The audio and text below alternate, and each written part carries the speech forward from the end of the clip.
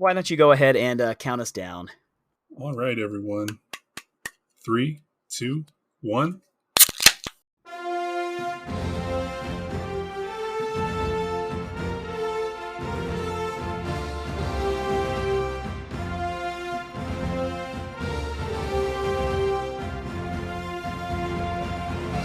This beer is brought to you by our supporter, my own brother, Kyle DeRogers, who is one of our sponsors on our Ko-fi page. If you want to buy us a beer and help keep the show on the air, go to kofi.com/attemptadventure. So what have you got, James? I have a ska brewing company from Durango, Colorado, the Tropical Hazy IPA. Nice. I do like a hazy IPA, so it smells very, very citrusy and tropical. Oh, that's really good. That is very, very nice. Thank you, Kyle, for my beer. Well, James, we have another supporter that we have to thank. Unfortunately, it was a religious holiday the other day, and beer is not available in Thailand on religious holidays. However, I'm going to do something grossly irresponsible. I'm going to be having some rum. This is Sang Som. It's a breakfast rum. It's 9. It's almost 10 o'clock. You're good. It's 10 o'clock somewhere, and that somewhere is here. So here we So this drink is sponsored by a dear friend of mine, Alex In from South Africa. So Alex, thank you for buying me a drink. I will definitely have another beer in your honor. But today I'm having a little bit of rum. So you know that you've seen that meme, that cooking video where the lady is making like a smoothie and she's got the vodka and she's like 2 shots of vodka and she like pours half the bottle. Glug, glug, glug, glug. Yeah, it's amazing. 2 shots of rum. Glug, glug, glug, glug, glug. So Alex and Kyle, cheers, and thank you guys so much for supporting the show. And ladies and gentlemen, if you want to support the show, you can buy us a drink. It doesn't have to be a beer. It could be a coffee. Could be a shot of rum. But you can always also sign up at one of our membership tiers and get some little goodies. So James, take us away. Or is it my intro? Whose intro is it? It's your intro, yeah. It's my intro. It's your intro. That's right. So here we go. I was like, wait a minute. Well, I haven't even started drinking yet. Here we go. I know.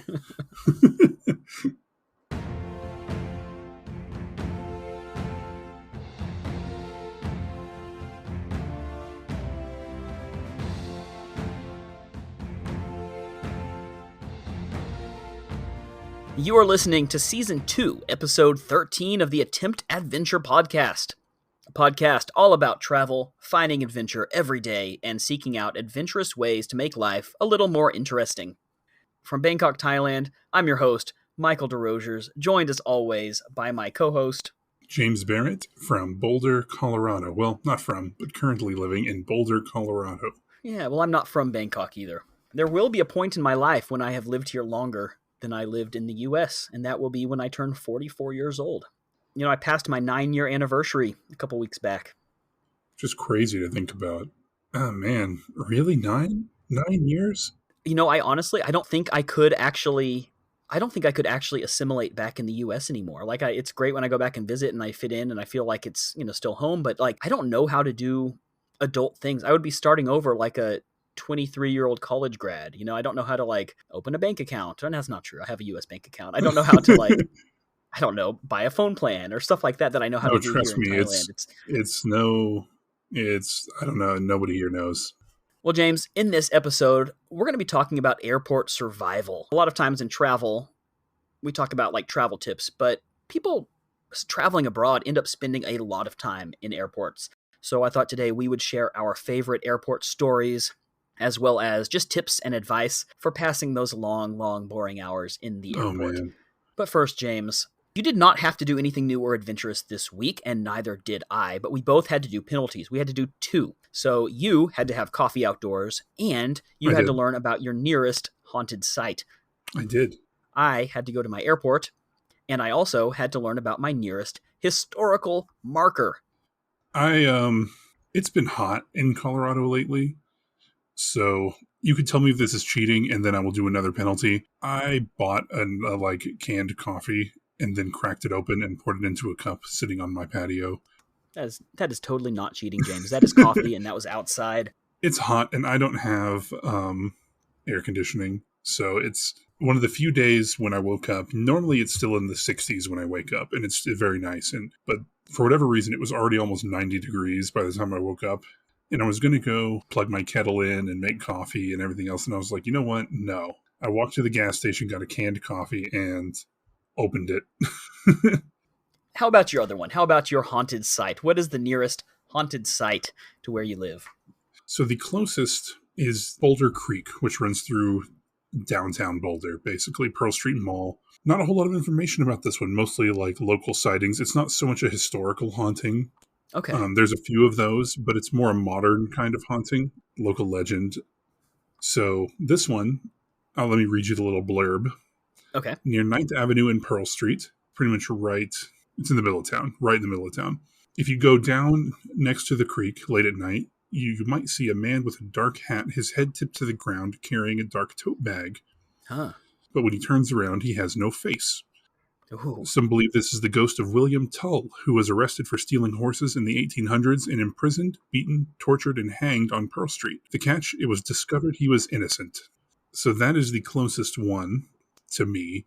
Not a whole lot in northern Boulder. North Boulder is kind of newer, so less historical stuff. That, and I think people do forget that at one point Colorado was very much the Wild West. Oh, yeah. During the 1800s, it really, really was. So that is the nearest haunting to me. I mean, then they're like cemeteries. It's like, yeah, every cemetery is going to be haunted. That's just how it works.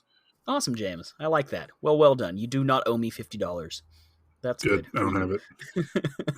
I don't have it, so that's really good. Well, good news for me, bad news for you. I don't owe you $50 either. I went to the airport.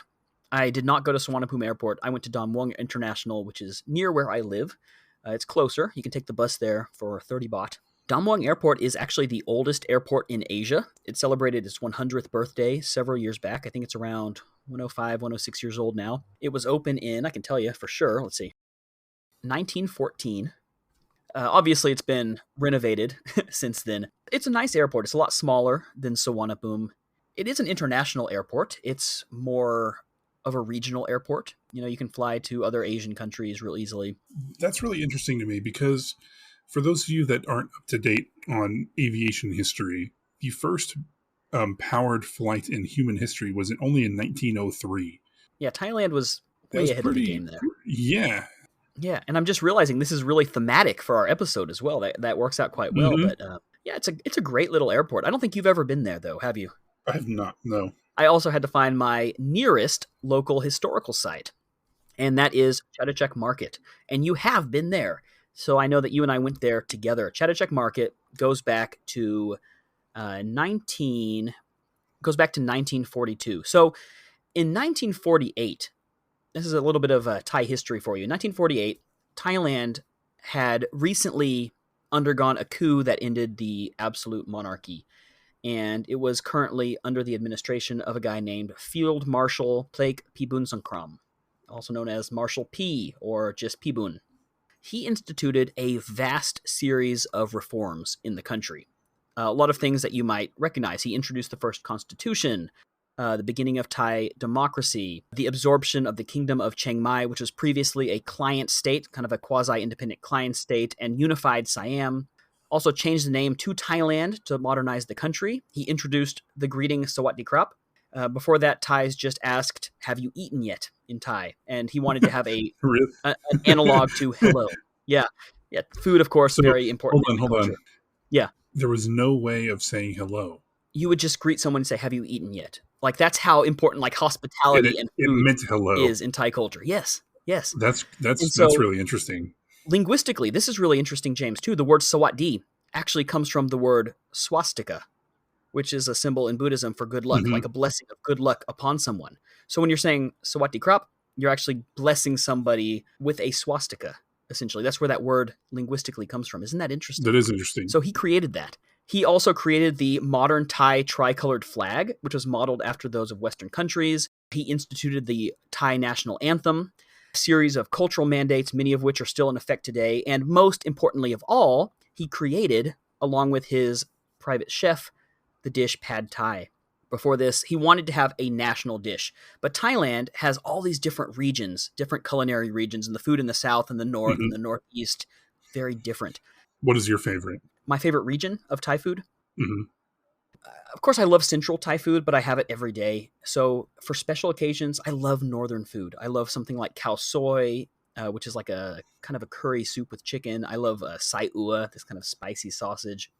I believe it's Eastern for me. That's lob and Sticky rice, papaya salad, yep. yeah, minced pork, Hmm. like a som tam.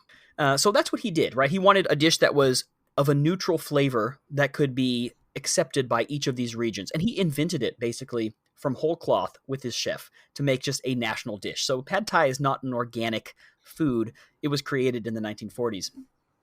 Well, one of his mandates also was that every province must have its own market. Chatuchak Market was part of this.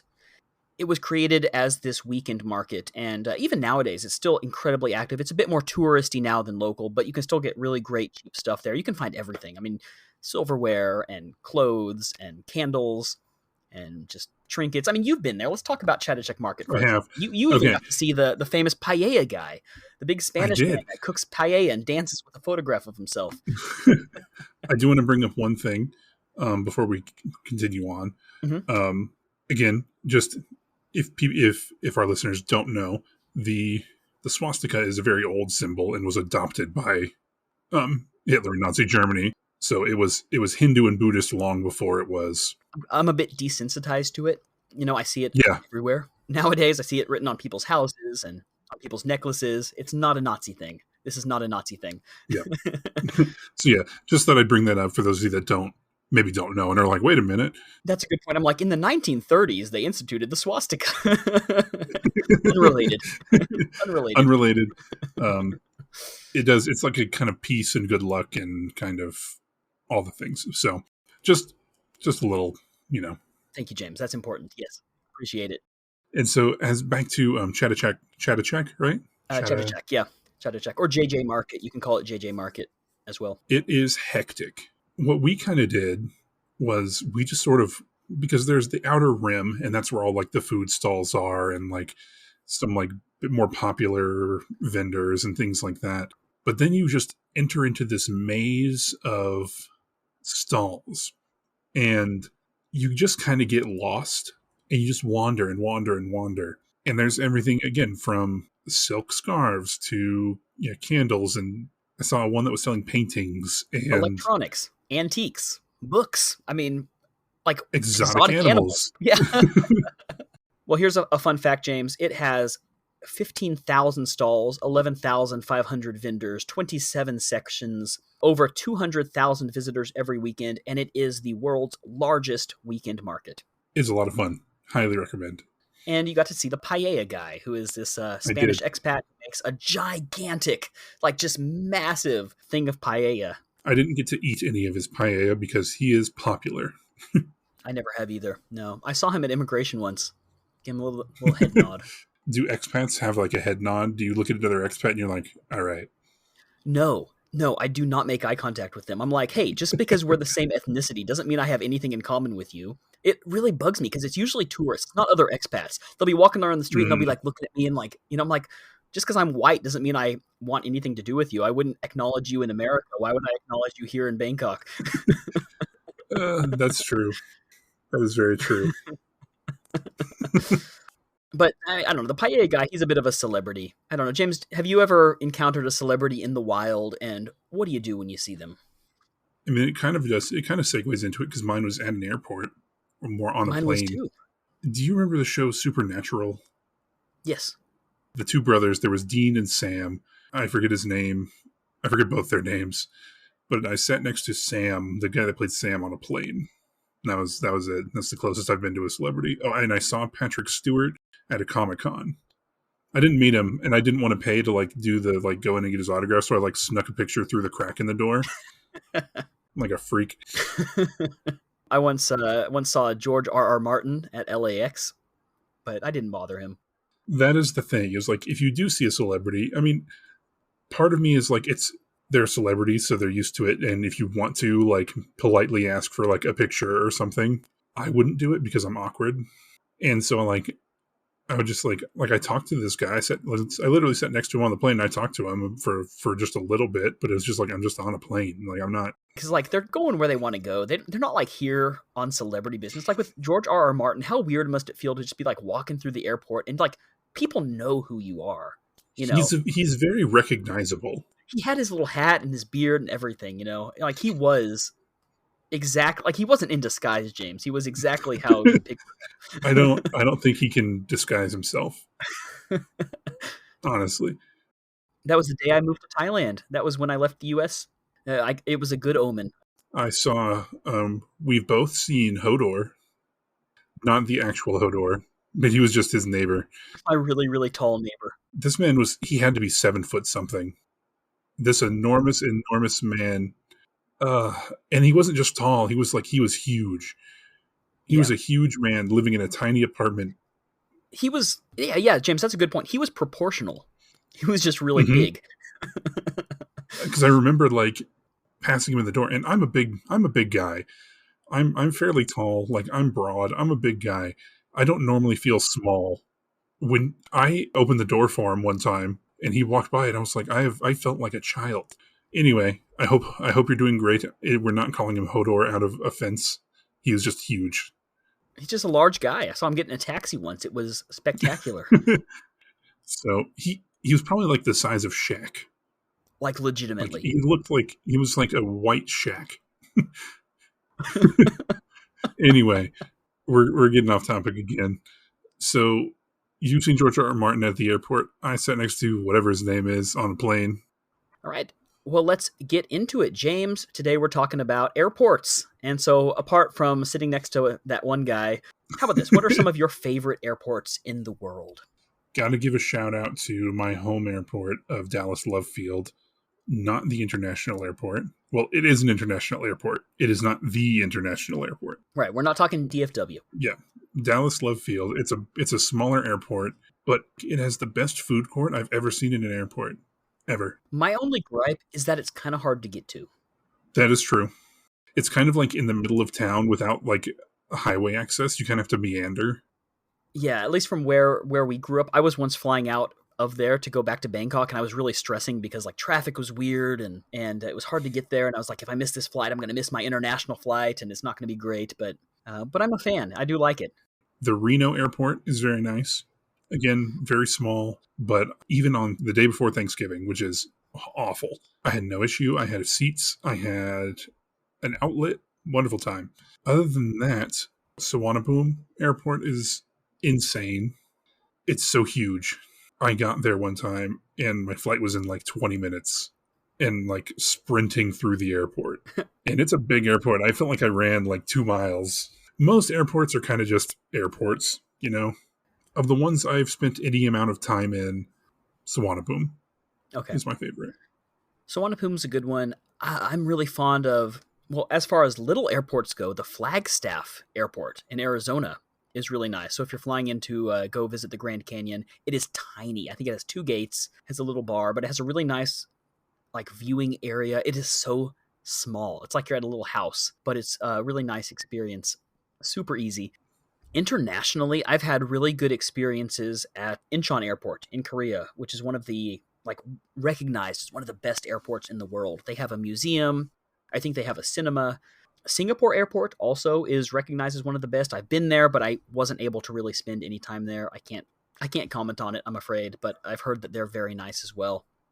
But what's nice about Incheon Airport, the thing I loved about it, is that they offer these, they call them transit tours, that are free. So if you have a layover, say you have a 5-hour layover and you don't know what to do, you can book from the Korean government a free transit tour. They'll pick you up. They'll take you to see a local site. So I only had a short time. I had 4 or 5 hours.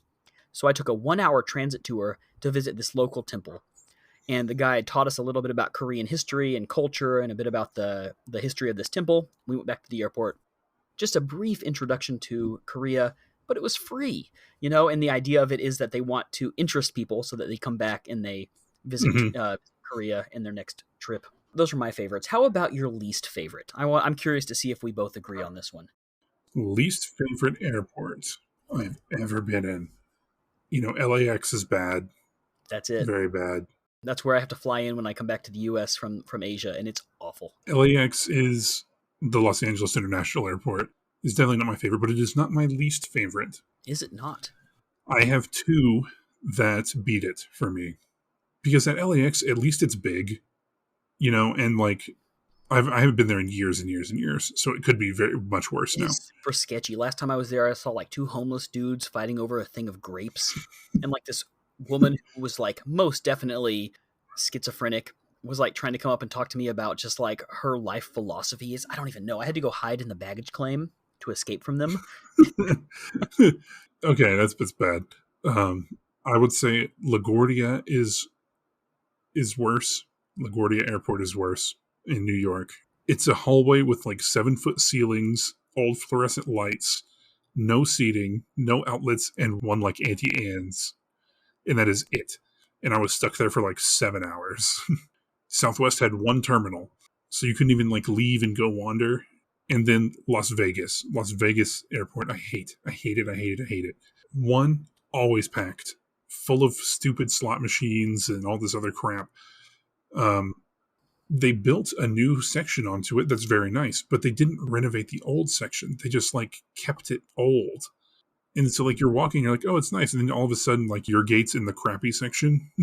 And I don't know. It's more if I can find a seat away from people and just chill out, I'm pretty much okay with anything.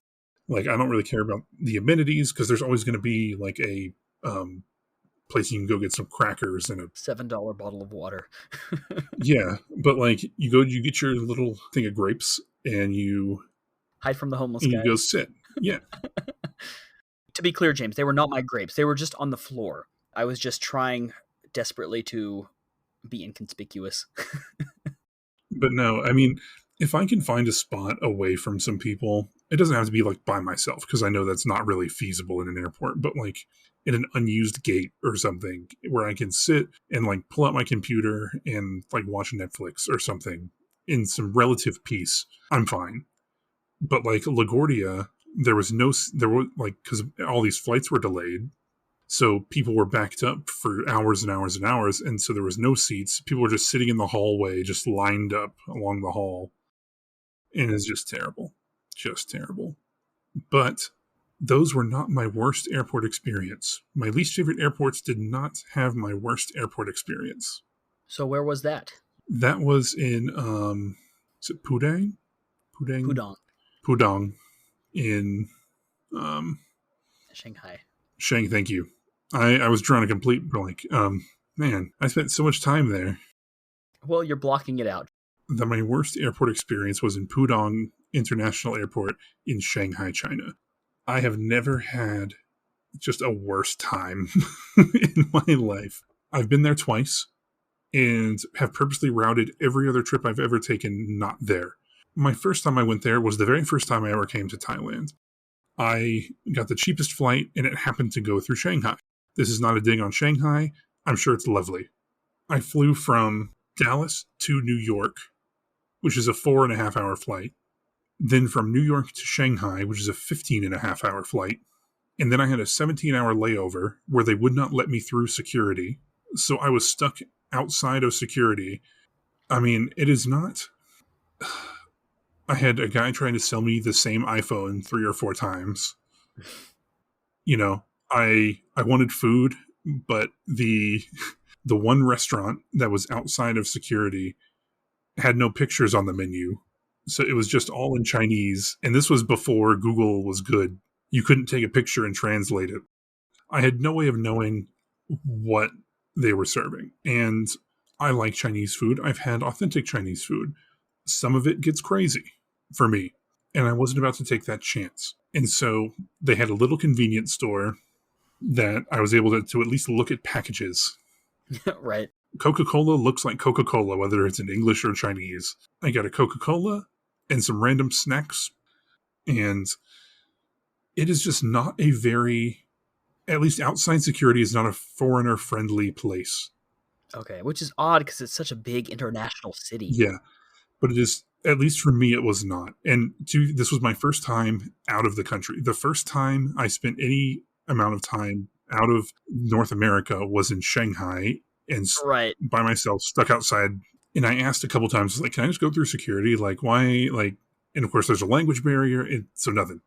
Um, Yeah. 17 hours of I can't sleep, I can't relax. I tried to read my book. So basically, I was just like trying to do stuff on my phone to keep me entertained, except everything's blocked. I can't watch Netflix. I can't just surf the web. I can't do any. I can't talk to people because everything is blocked. And so 17 hours felt like 50. And it was so bad that on my way back, I had to layover at the same airport, but for 22 hours. And I got a hotel. I spent, I don't even remember. It didn't matter how much at that point. I was willing to pay whatever. So I stayed at like the super like fancy hotel. Like the airport hotel. No, it was actually like 5 or 6 miles away from the airport. I got there and I'm in my tie clothes. I'm in shorts and a t-shirt. Yeah, I called the hotel and we eventually are able to communicate that I need someone to pick me up at the airport. So they send someone and I step outside and it's like 20 degrees. It's so cold. Like, oh man, I have never slept so good though. I bet. What's the funniest part is like you joked about me blocking it out. I kind of do. Like my brain doesn't register that I spent the night in a Chinese hotel. Like the next day, my flight wasn't until like 3 p.m. And so I was just, checkout was at 11. I checked out and I just hung out in the lobby and I went to the restaurant and I had a burger.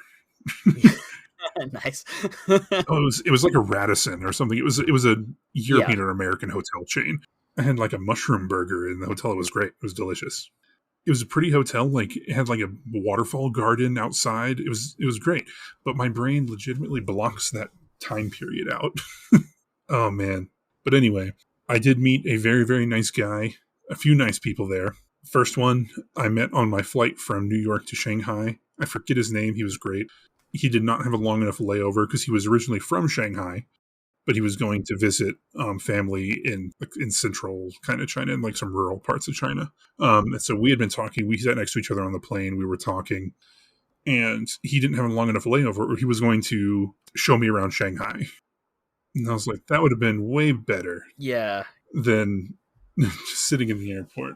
Oh well. So that is my worst airport experience. It may sound silly because it was just long, but oh man. Well, that's kind of the point, right? That's kind of what we're talking about today. Like sometimes you have to have a layover for 12, 14, 22 hours. Like what do you do if you're not going to get a hotel? Mm-hmm. I mean, I've done all sorts of crazy stuff to pass the time. Like, so let's talk about that, James. How do we survive? Because airports are typically, I would say, safe. The Mm-hmm. biggest quote survival is boredom, right? The thing you have to survive, Yes. boredom of just being, being stuck there in this gray, fluorescent sort of. And time moves differently in airports. Yeah. Like airports kind of feel like their own dimension. Like it doesn't feel real. And time moves very differently. If you are running behind, an hour is 10 minutes. If you are there too early, an hour is eternity. Yes. And you're right. I mean, again, there is nothing to quote unquote survive. Most airports are very safe, but boredom is awful. So, and I know I just repeated you, but like, it's how podcasts work. You just repeat each other until you reach an hour and then you're done. So, in short, James, there's nothing that we're really worried about surviving, but but the boredom. Oh man. What do you do? Let me give you a few of my tips, and I want to hear a few of yours first. So, first of all, my first tip is just check if there is a transit tour. Korea is definitely not the only country that does that. I think, but don't quote me on it, I think the UAE has something similar. If you're at Dubai Airport, I think they also offer some kind of tours. And I think that most, I don't know, I won't say most, but I think that several different international airports have a similar program. So just Google it. Google whatever airport you're at, transit tours, something like that. You might be able to find something to have a guided tour. This way you're not like running out on your own. You're guaranteed to be back in time. You're not trying to find out where to go or what to see. You're just on a tour, created by the airport or by the Ministry of Tourism. And that's a really cool way to, A, pass the time, but B, learn a little bit about the country that you're in just for that short time that you're there. If you don't, Mm-hmm. or if you're not able to do that, you could always just go to a taxi driver, say how much for one day, I don't know, $50, $100, whatever, and have them take you to the best, most famous tourist sites. They're going to be way more touristy, but you're still going to see some of the sites. You can at least get out and explore a little bit. I would rather have an organized transit tour if I'm in that scenario, but that's an option as well. So, I mean, what else? Mhm. What else can you do to pass that time if you can't leave the airport? I like walking around the airport, for one. A lot of airports have quite a bit of history behind them. And places like, especially in the US, big airports, some of them have like museums inside them. Yeah. Museums, art installations, things like that. Stuff to help you in your hour of need. Right. So wander around the airport. If you're the talkative kind of person, maybe try and start up a conversation with someone. They're not always going to reciprocate, but it never hurts, Especially if someone is as bored as you are, they're going to be happy to have someone to talk to. Michael, you and I do most of our traveling alone, it seems like. Yes. And so this is kind of what that's focused on. If you have a person with you, it's way better. Way, way better. At least you can talk to someone, right? Yeah, it almost doesn't matter how long the layover is if you can just talk to your friend. And we'll have a story about that in a Sure. little bit. Yes, we will. DFW has that sound maze. Have you ever been able to figure that thing out? I have not. I've honestly only ever been to DFW Airport like 2 times. Really? Okay. Yeah, I almost always fly out of left field. Okay. See, I've only been to Love Field like 2 or 3 times. Well, for a long time, I was able to get really cheap flights on Southwest. Right. And so for a long time, I had no reason to use another airline. Now I'm just kind of like, yeah, I can use whatever. But so I've only been to DFW Airport flying back internationally. Ah, okay. So you've never actually tried the sound maze? I have not. It's in Terminal D, which is like the international terminal, but I've never actually been able to figure out how it works. It's very confusing. Yeah, because even when I do fly out, I have flown out of DFW internationally, but I fly to somewhere else in the US first. Gotcha. Okay. Like I flew from Dallas to Houston, then Houston to Tokyo. Yeah. Which Tokyo Airport, that's a good one too. Also nice, yeah. Both of them. Narita and Haneda. Both nice. I've been to Narita, and it was very nice. I have a tradition at both of them. Whenever I'm in Tokyo, either airport, I'm usually just there for a layover. I will always grab a beer at the convenience store, and I will go and I will sit on their viewing deck, because both airports have a really nice like airport viewing deck. And I guess if you smoke or whatever, you can go up there and smoke. But it's a nice place to sit down, crack open a beer, and just watch the planes take off and land, kind of feel the cooler air. It's kind of one of my travel rituals when I'm laying over in Japan. And it's a fun way to do it. So if your airport also has a viewing deck, which a lot of them do, that's a really fun way to pass the time. If you can, especially if you can get a beer, just go and, sit down and enjoy for, an hour or so. It's nice. There's another tip. Drink a beer or two. Yeah. Yeah. It helps. Oh, it helps. You can have like a beer at 6 a.m. because nobody cares because you're at an airport. And again, time's not real. Right. Go get a beer, go get a Cinnabon, and just enjoy eating the worst foods humanity can come up with.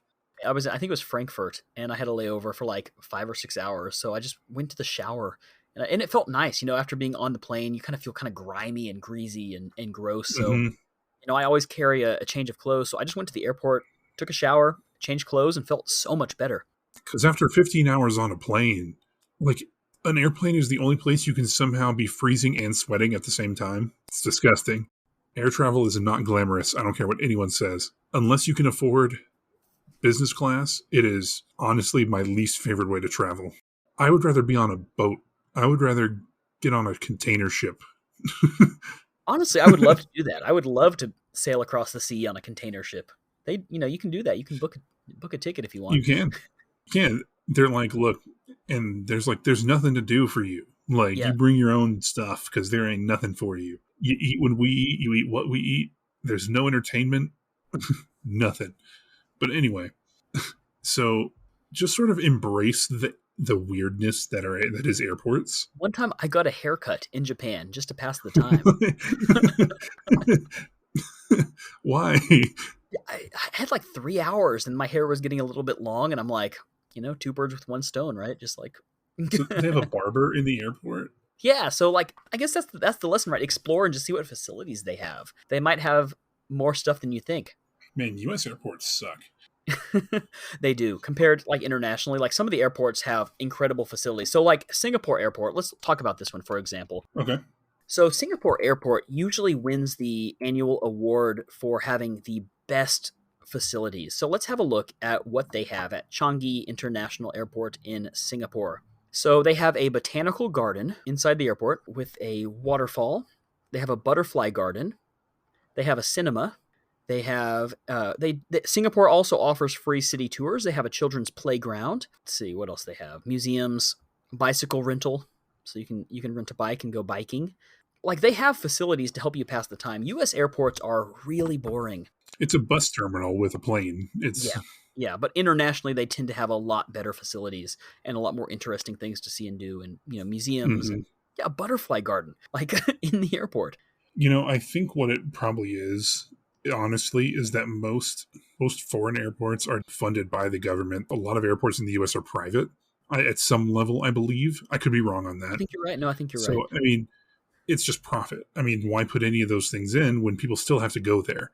You know what I mean? And that's a very American kind of mind business model, is that people are going to have to be here anyway. It doesn't matter if they're miserable or not. Just kind of like the air travel industry as a whole. I mean, they're coming up with new and inventive ways to cram us all in like sardines. I guess the last story to tell is the time that we were coming back from Florida. We were in Fort Lauderdale together, Yeah, we were. and our flights got massively delayed. And that's not a very big airport. That's a pretty small No, airport. pretty good airport though. Yeah, no, it's Not bad. nice, but there's not a ton to do to pass the time. No, and so we had already been there. So we had spent, I think, 3 days in Florida, 3 days, something like that, eating Pringles, drinking beer, That's all they snorkeling. could afford.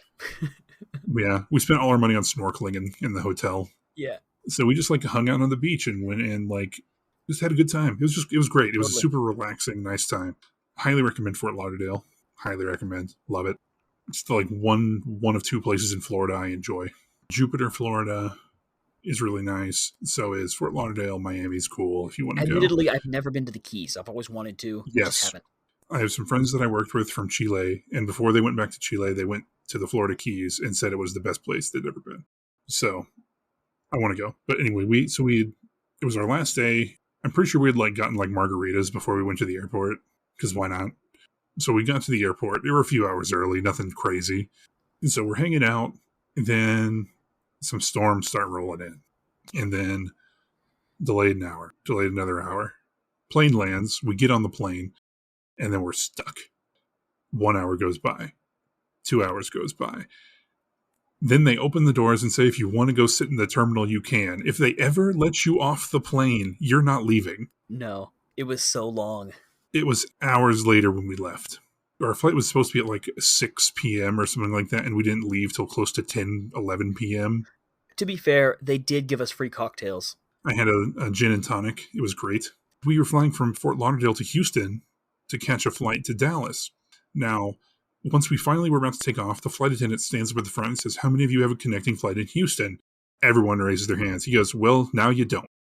And so we very quickly booked a hotel. Do you remember the like huge fat guy that like Yes. kicked that Indian man off the thing? He's like, I can't fit. I can't fit. You're going to have to get out. Yeah. It's not how this works. No. He didn't get out, did he? No, but he had to like let the guy in and then move to the back. The poor little old Indian man had to move to the very back of the bus. Because this enormous man couldn't fit That was the shuttle to the hotel. into the hotel. We get to the hotel and there's a Jack in the Box. And we're like, oh, thank God.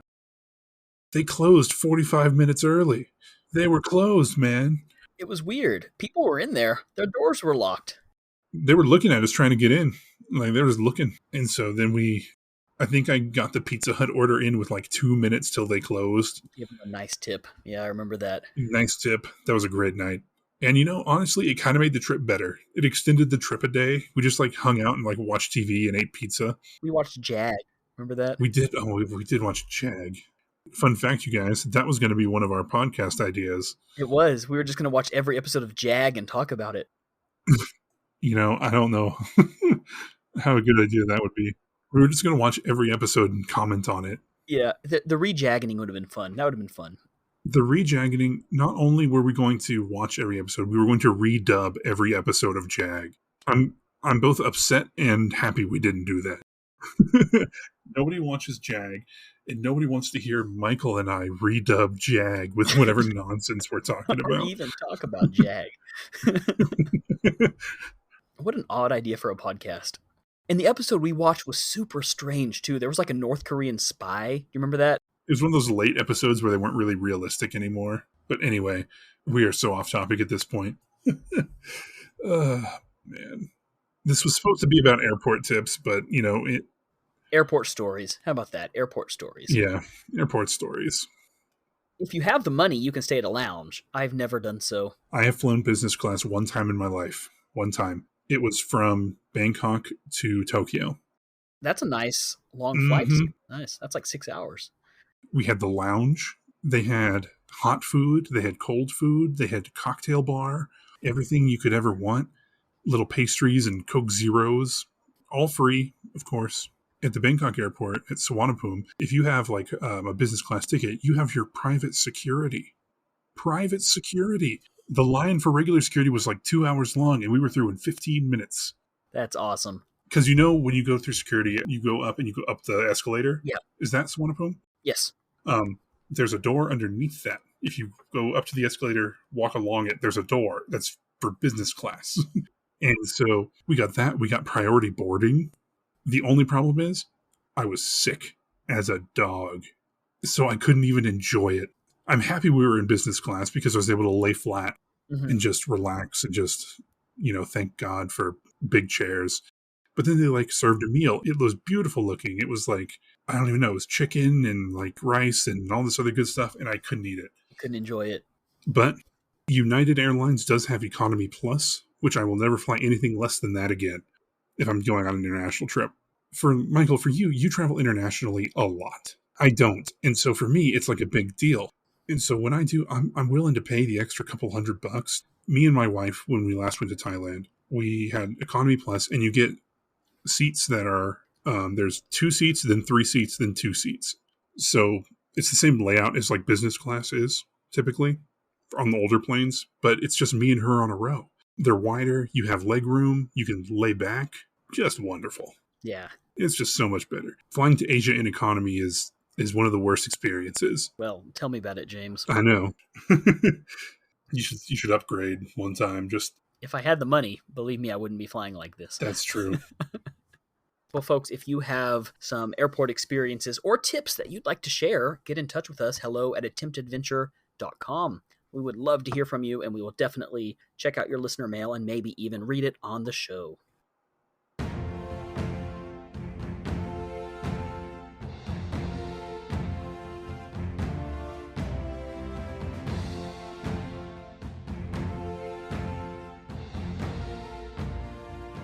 Well, James, it is now time for our favorite segment, Adventures in the News.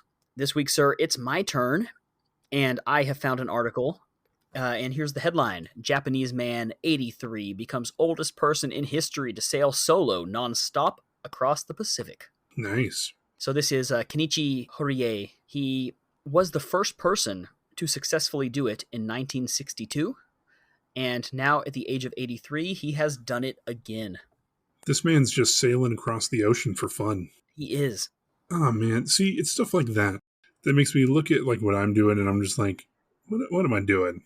Well, here's what he says, James. Here's his quote, and I want you to think about this one, and we can talk about it in a second. This is what he says, right? So after he landed, CNN interviewed him over satellite phone. He said, "Don't let your dreams just stay as dreams. Have a goal, work towards achieving this, and a beautiful life awaits." That's great advice, honestly. Yeah. It's one of those things that sounds kind of, what's the word I'm looking for? It sounds just like something like a motivational poster would say, but it's true. It's true. And to hear it from someone that actually did it and not like a life coach, you know what I mean? Not that being a life coach is bad, but that's awesome. Yeah. Well, congratulations again. He left San Francisco, California on the 27th of March. He made no port calls. He was spotted off the coast of Hawaii on the 16th of April, eventually made his way and arrived in Japan June 4th. So this was fairly recently. So it took him a couple of months. It says that he has traveled across the Pacific in multiple vessels, including one made from aluminum cans, one made from beer kegs and whiskey barrels, and powered by solar panels and foot pedals. It says he does not train for his adventures. He says, I'm always fine, always in shape. No overeating, no overdrinking. Asked whether he had any concerns about his trip, he said, nothing at all. Well, maybe just being old. This man just sees the ocean. He's just like, that's nothing. I'm going to go in a whiskey barrel. This man has no fear of the ocean, which I guess you really can't if you were going to do something like that. Which is why I could never do something like that. See, I'm not afraid of the ocean. The ocean doesn't scare me. Deep water doesn't scare me. No, I'm not afraid of the ocean. I would be afraid of going solo across the Pacific. Yes, I would just be afraid of being by myself. Yeah, I couldn't do it by myself. I'm not going to say I could do it at all because, well, I'm not in shape. I could do it on like a motorboat.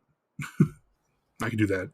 But anyway, well, that's really cool. So, yeah, advice here, just pick an adventure and just make it happen. Whatever it takes, make it happen. All right. Well, folks, that is the advice for today. If you enjoyed the show, please don't forget to subscribe and maybe even consider giving us a review on your podcast app of choice. It really does help us out, helps us reach out to other people who want to find the show. Don't forget you can check us out on our Ko-fi page, kofi.com/attemptadventure, or click the support the show button on our website. There you can buy us a beer and help keep the show on the air. You can find more Attempt Adventure content on Facebook, Instagram, and YouTube, where we are Attempt Adventure. And as always, you can send listener mail to hello@attemptadventure.com, or just click the little contact us button on our website, and it will send it directly to our inbox. Mm-hmm. We will see you next time, and until then, keep adventuring.